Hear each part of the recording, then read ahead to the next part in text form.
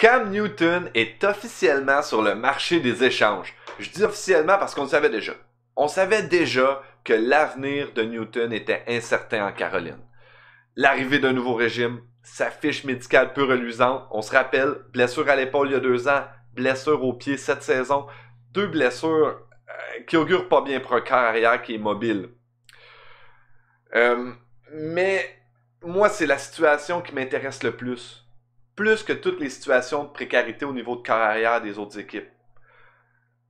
Cette situation-là est différente. Cam Newton n'est pas vieux. Cam Newton est encore sous contrat.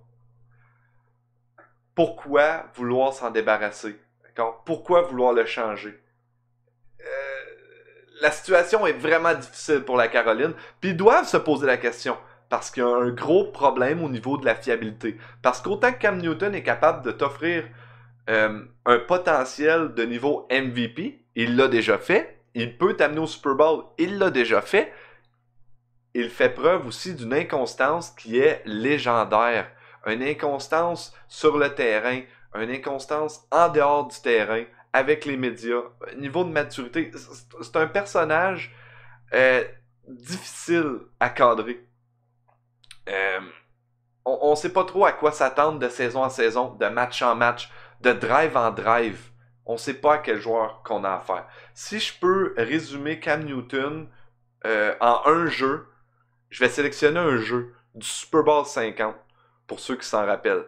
Ceux qui s'en rappellent pas, c'est un Super Bowl qui a mis en opposition les Broncos de Denver aux Panthers de la Caroline. C'est une saison, la saison 2015, où Cam Newton a été le MVP. C'est une saison où les Panthers ont une fiche cumulative avant le Super Bowl de 17 victoires, 1 défaite. C'est une saison exceptionnelle pour l'organisation, mais aussi pour Cam Newton. J'irais jusqu'à dire historique. Jusqu'à ce moment-là.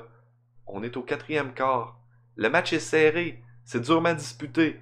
16-10 pour les Broncos de Denver. Mais Cam Newton est en possession du ballon. Au 4e quart, il reste moins de 4 minutes au match. C'est sa chance de faire sa marque et d'aller compter un touché pour faire gagner son équipe. Malheureusement, Von Miller joue contre lui. Il réussit à se dégager de son couvreur, faire perdre le ballon à Cam Newton. Mais tout n'est pas perdu. Le ballon est là, par terre. Mais s'ensuit un des jeux les plus célèbres du Super Bowl pour les mauvaises raisons. Je vais vous le mettre à l'écran. Portez attention à ce que les animateurs vont dire. En plein écran, c'est parti. Cam Newton decides not to dive in there and he backed away from it. He jumped away instead of jumping into the pile. Yep, I guess he made a decision it wasn't worth to go in there and get it. Oh, c'est un jeu qui fait mal si c'est un fan des Panthers. C'est un jeu qui fait très mal. Mais ça résume tellement bien Cam Newton. Le match le plus important d'une saison historique, il nous pond un jeu comme ça. Donc, c'est dur de lui faire confiance. Maintenant, on va aller un petit peu plus au côté des chiffres. Là. Qu'est-ce qui se passe avec Cam Newton, d'accord? Donc, son contrat, je vais vous le mettre à l'écran, juste ici. Son contrat, c'est pas si mal, d'accord? Il coûte pas très cher, je vais revenir, ce sera pas long. Mais, 2 millions si on s'en débarrasse. C'est rien, c'est des peanuts. On peut s'en débarrasser, c'est une pénalité négligeable. Donc, on peut le couper pour passer à une autre carrière. On peut l'échanger pour passer à une autre carrière. Il n'y a pas de problème, cette option-là est sur la table. Donc, ça, c'est une des options. La deuxième option, je veux dire, il gagne 21 millions sur le plafond. Là. 21 millions, là, juste ici au 14e rang, 21 millions. Il n'y a pas un corps arrière partant de calibre numéro 1. Là. Pas un journeyman comme Ryan Fitzpatrick. Il n'y en a pas qui coûte moins cher que lui. Il n'y en a pas. Sinon, ils sont sur des contrats de recrues. Excusez, il y a Carson Wentz, Andy Dalton. J'ai dit carrière numéro 1.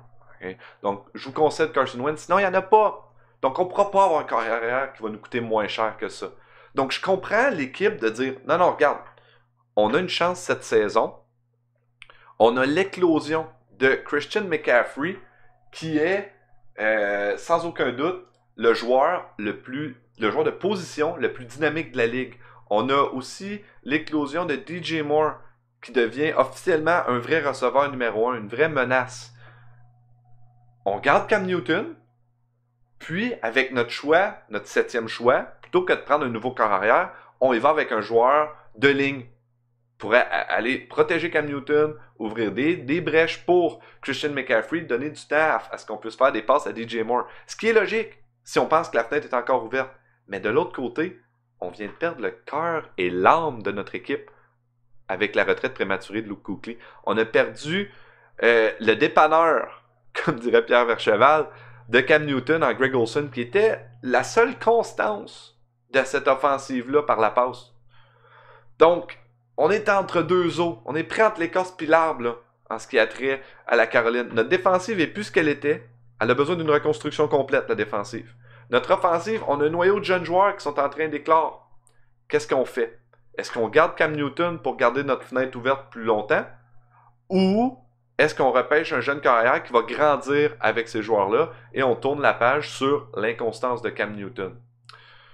Si je peux me permettre mon opinion, moi quand je regarde ça, si c'est pas une belle opportunité pour les Panthers de tourner la page d'un livre, passer le flambeau du leadership à Christian McCaffrey pour débuter une nouvelle ère, ben je vois pas quand ils vont avoir une meilleure situation.